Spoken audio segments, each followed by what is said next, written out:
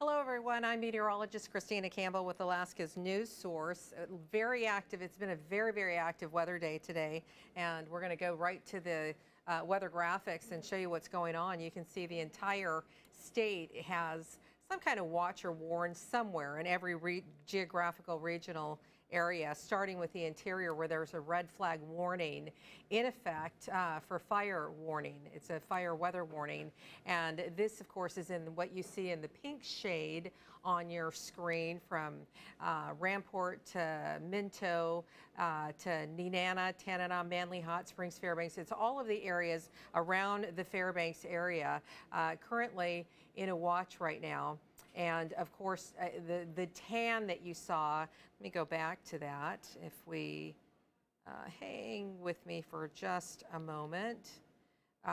We do have a watch in effect just to the north of the Fairbanks area in the interior, as you heard earlier. And of course, that would include the areas Beaver to Birch Creek to Circle. So if you're in those areas, the watch means that there's not only dense smoke and a fire weather watch in effect. It means that conditions are ripe for anything to happen, whereas the warning in the pink in the Fairbanks area means that it's imminent. If something sparks a fire, then a wildfire will happen, whereas the watch means that the conditions are pretty good and favorable, but they may not necessarily start.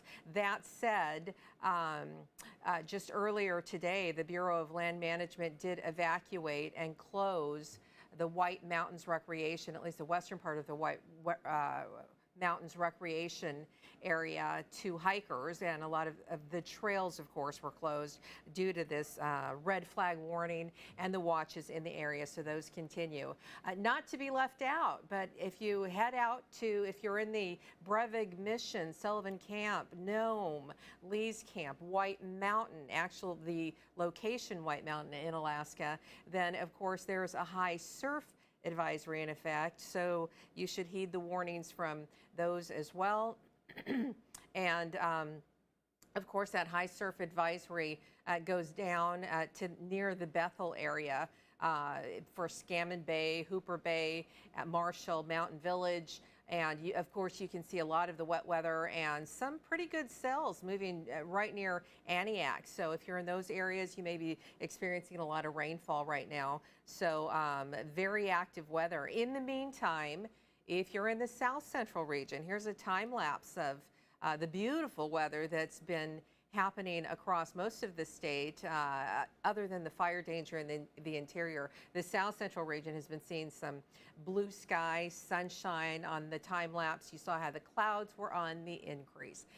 That means that there is going to be a significant change as high pressure begins to move out of the area and wet weather or low pressure systems begin to move in.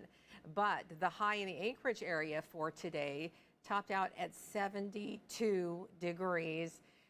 That's definitely above average temperatures of 66. That's the normal, and pretty close to the record of 76 that was set back in 1968. So close to record, not a record, but close to it, as temperatures were into the 70s. And of course, overnight, 51, 53 is normal for the Anchorage area. But here's a look at all of the high temperatures across the state. Dead Horse, 84. Utqiagvik, 75. That was warmer than the 72 degrees in the Anchorage area. And of course, we had 80s from Dead Horse to Fort Yukon, Fairbanks, Northway. In the southeast, they had temperatures into the 70s, all the way up to 78 at Ketchikan. And of course, Kotzebue, up in the northwest, Kotzebue topped out at 65. Nome a little cooler with 59. Bethel a little cooler, still in the 50s. And of course, all of the active weather, windy and cooler weather over the Aleutians and the Alaska Peninsula to Kodiak Island, where they had 58 degrees for the high. Now here's a look at that high pressure. You can still see it looks pretty good over most of the state. And then you see that big old low over to the left in the Bering Sea. That's going to be impacting the entire state of Alaska, as well as a low in the Gulf of Alaska that'll be moving north into the south central region. And as we zoom in, you can see we still have some lightning and thunder shower activity in some spots of the interior in and around Talkeetna and Glen Allen, and that's usually resulting from daytime heating. But what we're going to see in this change that I talked about is the high pressure that's been dominating, stubbornly dominating for the last several days, slowly begins to retreat back to where it came from, which is the Yukon territories. And then we see that low in the Gulf move up over the south central region. You get more of a southeasterly flow. And of course, that brings showers not only to the south central region, but also the interior.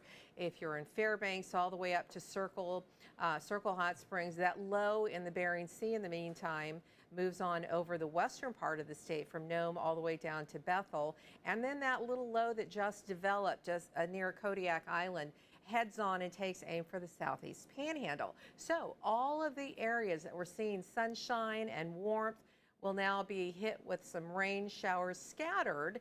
So you'll have a little bit of this, a little bit of that, some sunshine in the breaks, but for the most part, a change in the weather pattern from the sunny and hot and dry weather that we've been seeing.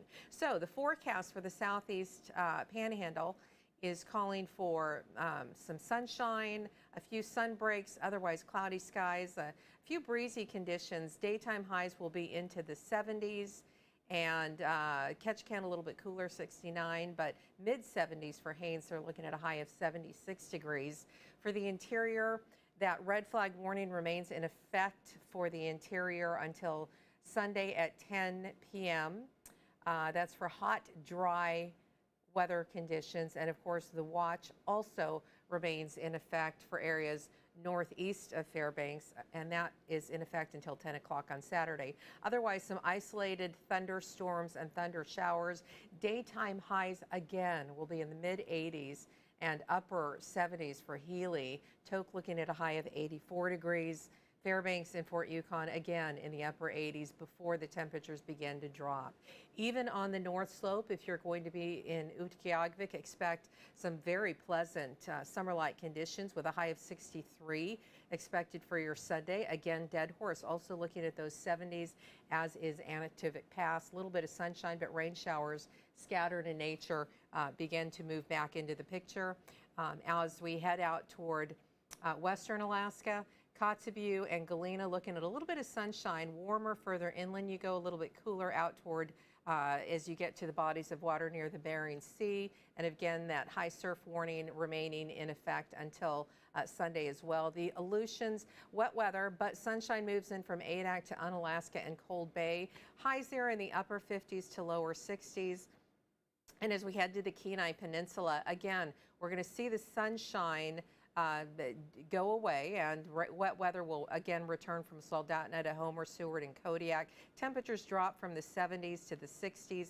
Kenai may get a little bit of sun breaks, as will Glen Allen with highs in the 70s there. Otherwise, wet weather moves into Prince William Sound with some gusty southeast winds possible. Now, the areas that may eke out yet another day of sunshine, at least partly, Talkeetna, Willow, Wasilla, the Matsu Valley, they're still looking at these the upper 60s. You're still looking at upper 60s and lower 70s in your area. And in Girdwood, highs of 64 tomorrow for you. Anchorage, here's a look at the extended forecast. Scattered showers again for your Sunday. And there's about a 30% chance, as we see this weather pattern change, 30 to 40% chance of scattered showers. That means you're going to get a little bit of scattered showers, a few clouds, some sun breaks, a little bit of everything before we go to straight stratiform clouds, which are just sheet clouds, a lot of gray out there. That'll happen on Thursday and Friday with just wet weather. Temperatures remain in the mid to upper 60s, and Saturday, unfortunately, that same weather pattern will continue. So thanks for watching. As always, we'll have more information online and on air. Have a good night.